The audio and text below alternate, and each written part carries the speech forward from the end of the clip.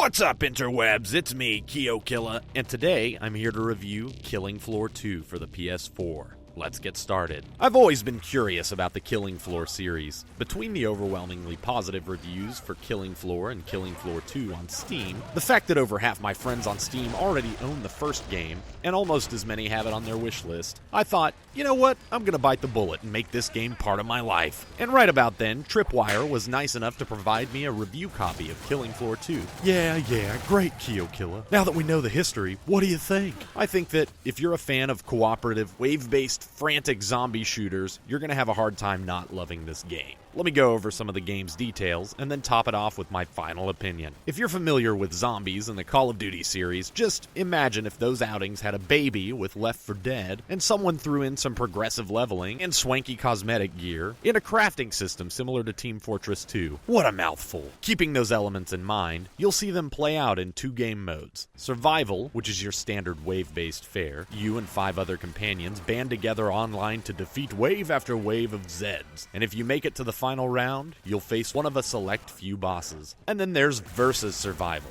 in which you're essentially playing the same game type as before, except 6 additional players play as part of the Zed Horde. And ultimately, one lucky person will play as the boss, theoretically. In the several matches I played, the humans never made it to the final round, so I never got to see what it was like for myself. Though there are other videos on YouTube that show it in action, so we're going to assume it's part of the formula.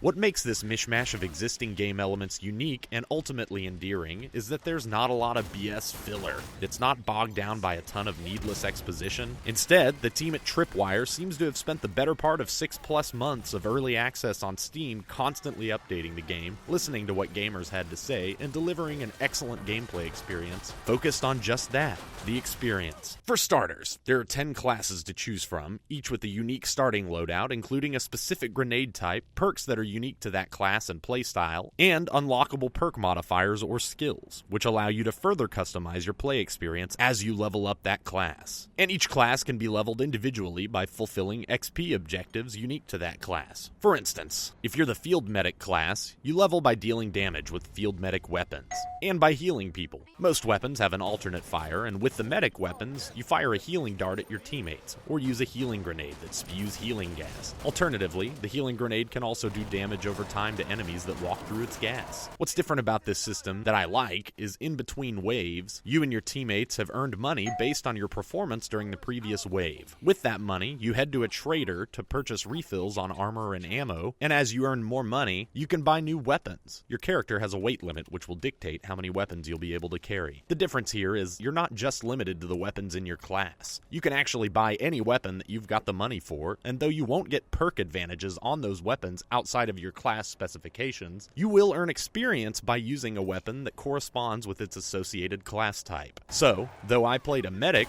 I used a sharpshooter weapon and a demolitionist weapon and earned experience for both of those classes. The gameplay itself is very solid. Each gun feels unique, be it by the sounds they produce, the recoil, and visual aesthetic, and out of the guns I've tried thus far, they're all pretty fun to use, regardless of how far advanced they are. Movement is good, if not a little slow, though that feeling could be enhanced due to the fact that you're constantly being cornered and chased by hordes of Zeds. The graphics look great, and even on the PS4, it looks and feels like you're playing this game on a decent PC, due to nice lighting effects, fog, and frequency of explosive particle effects. The game stays at a near constant 60 frames per second, though it does dip when you're exploding multiple zombies at once, or in a frantic scenario with many bodies. If you're playing on the PS4 Pro, you can expect some ultra textures, super sampling, and a more constant frame rate. Though I haven't seen it myself, those in my parties that had the PS4 Pro said they were very impressed by the visuals. The sound design is about what you'd expect, in that it's really good, especially when it comes to general sound effects, but the pulse-pounding metal music didn't strike me as memorable. And that's okay, because we're not playing Killing Floor 2 for the music. My only complaint is that, while the survival mode was highly populated, the Versus Survival mode was difficult to play because, well, there was hardly anybody playing it. And to me, this shouldn't be the case, because the mode is identical to the normal survival mode, except that 6 other people get to play as Zeds. This doesn't detract from the rest of Killing Floor 2 in a majorly impactful way, nor should it cause you to second-guess buying the game, because the survival mode alone is worth the asking price. But the versus survival mode that I was able to play was so much fun that if it were balanced a bit more, I feel that more people would play it, and it would increase the overall appeal of the game as a whole.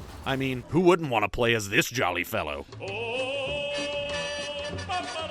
There's plenty of stuff that I didn't really have time to talk about, like the critical hit-induced slow-mo, which slows the game down for everyone and gives an opportunity to score some sweet head-explodey mayhem, the character selections and costumes. I graduated from zombie school. Door welding, or that every character can heal themselves and others. But what you probably want to know is, do I recommend this game? If it wasn't already clear, yes. If what you've seen appeals to you, it's really a no-brainer. If you're into frantic multiplayer zombie exploding, you're going to get arguably hundreds of hours out of this bad boy. I also want to emphasize the multiplayer part, because while there is a single-player mode, and it is fun to play solo, the game is at its best when you're shoulder to shoulder with some fellow zombie slayers. And with 12 massive levels, 10 classes, a variety of horrifying enemies, hundreds of unlockables, and this guy again. You and your companions will have a hard time finding a more fun and polished zombie shooter. Thank you so much for watching. Don't forget to subscribe, and if you're so inclined, check out this other stuff. You guys are amazing as always. I'll see you next time. Later!